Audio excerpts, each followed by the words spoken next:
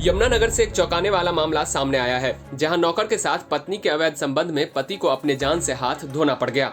दरअसल फरवरी में पवन दुबई से लौटा था। जब पवन को अपनी पत्नी के अवैध संबंध के बारे में पता चला तो उसने इसका विरोध किया।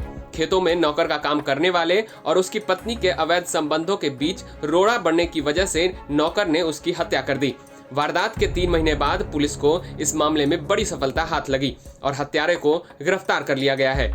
इसमें एक मरने वाले का नाम था पवन। ये दुबई से आया था और कुछ दिनों बाद ही 2 हफ्ता बाद इसकी मृत्यु हो गई थी। जो सीक्वेंस है, क्रोनोलॉजिकल सीक्वेंस तो ये है कि इसकी जो हत्या 6 तारीख को हुई थी और 8 तारीख को इसकी बॉडी रिकवर हुई थी। पीछे आप सबने देखा भी था, माजरी जो शमशान घाट है उसके पास इसकी बॉडी रिकवर हुई थी और कुछ जानवरों ने नोच भी रखा था इसको। और अनआइडेंटिफाइड ये बॉडी थी, शिनाख्त नहीं हो पाई थी, तो इसको 2 दिन के लिए मॉर्चरी में रख के फिर जब इसकी शिनाख्त हुई तो इसके फादर के बयान पे, जयपाल जो इसके फादर है मरने वाले के, उसके बयान पे एक 302 में एक सदर यमुनानगर में उसके एरिया में क्योंकि हुआ था तो उस पुलिस स्टेशन में ये मुकदमा दर्ज हो गया था और ये अनट्रेस चल रहा था। किसी को भी नहीं पता था कि कौन इसमें मुलजिम है।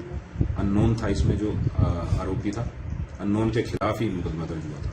लेकिन जो ट्रेडिशनल पुलिसिंग में आपको कह रहा हूँ बार बार, इसमें हम लगातार टच में थे और अंत में जो कल हमें मुखबिरी के आधार पे पता लगा, जो इनका साथ वाला जो खेत था उस पे जो काम करने वाला नौकर था जिसका नाम नंद किशोर उर्फ अमन है, वो हमारे पहले से ही शक के दायरे में था। उसके ऊपर हमारी सुई थी जो अटकी हुई थी, उसकी फरारी के कारण भी और उसकी संकलितता जो उसका फोन ऑफ हो गया था उसके कारण।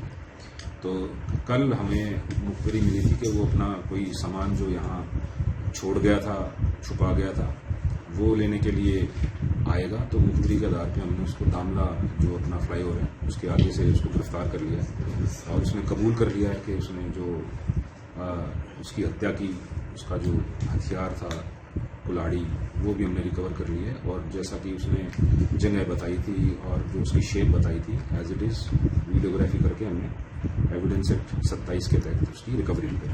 हत्या की वजह जो अभी तक सामने आई है वो इलिसिट रिलेशन जो थे, जो मरने वाला है उसकी पत्नी के साथ उसके अवैध संबंध थे, जो अभी तक बात पता लगी है और वो कुछ हद तक ठीक भी है। पूछताछ के दौरान यह पता चला कि पवन की पत्नी चारा लेने के लिए जंगल में जाती थी तो उसने उसके साथ जान पहचान बना ली और उसके घर आने जाने लगा।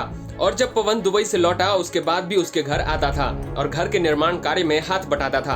कुछ ही समय में पवन को उस पर शक हो गया और उसने उसे भगा दिया।